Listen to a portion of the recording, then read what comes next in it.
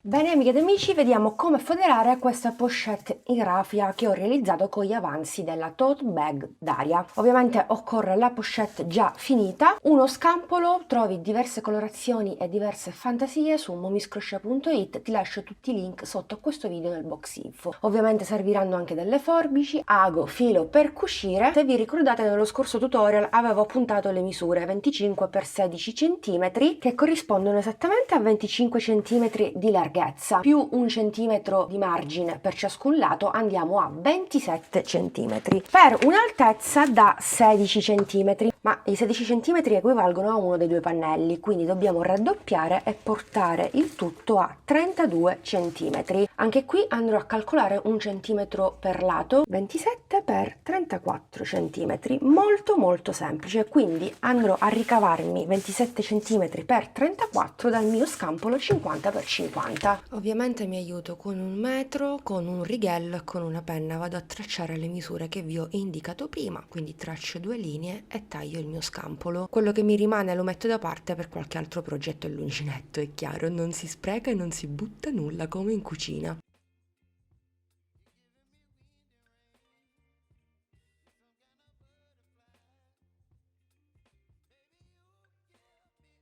Piego in due ciò che ho ritagliato e mi segno 1 centimetro di margine per lato e anche qui traccio due linee. Da una linea all'altra devo avere 25 centimetri che corrispondono alla larghezza del mio progetto all'uncinetto. Vado a fissare momentaneamente con degli spilli, 3 per ciascun lato, e volendo puoi anche tracciare 1 centimetro di margine sul bordo superiore.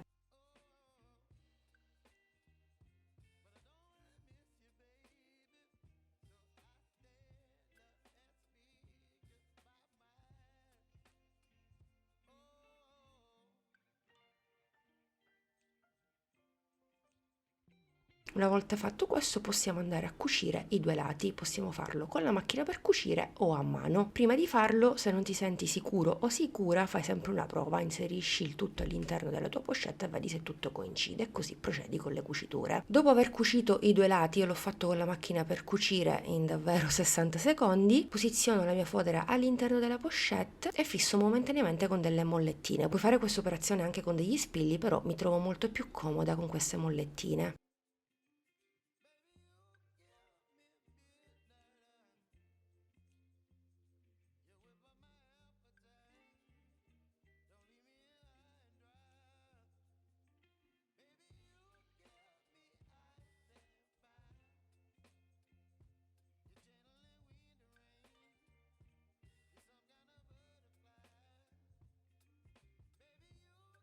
Sistemata per bene la fodera all'interno, prendo ago e filo per cucire, se vuoi puoi utilizzare anche quello in nylon trasparente così non si vede la cucitura e si procede. Intanto blocco il filo di cucitura con un nodo e poi passo passo cucio. Come riferimento prendo i punti bassi della lavorazione all'uncinetto, quindi do un punto di cucitura per ciascun punto basso che ho sul retro, praticamente tutto qui, non faccio niente di straordinario, ci vuole un po' di pazienza ma ce la facciamo, dai, anch'io sono principiante sul cucito, però mi limito a foderare le borse, ve lo dico sempre, bisogna foderarle affinché siano rifinite del tutto, in questo caso la pochette.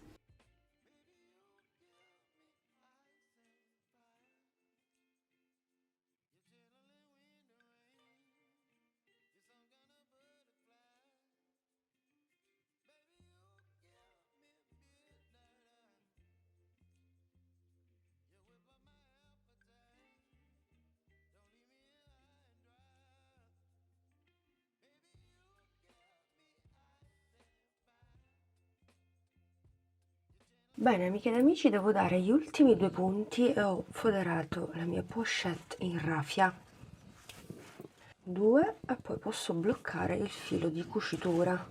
Ora vi faccio vedere anche il risultato finale, ripasso all'inizio così, vado a fare un nodo, ok, e ne faccio un altro per sicurezza poco più avanti, entro di nuovo dietro nella raffia e come al solito 1 2 3 faccio passare l'ago attraverso, stringo questo nodo e mi disperdo il filo di cucitura tra i punti e voilà. Tiro bene e stacco il filo in eccesso. Pochette bella che è foderata. Non mi rimane adesso che completarla con la mia chiusura magnetica e la pochette in raffia così pronta. Spero che questo tutorial ti sia stato utile. Se è così, fammelo sapere nei commenti, supportami e metti hype a questo tutorial. Ti do l'appuntamento al prossimo video. Alla prossima, un bacino!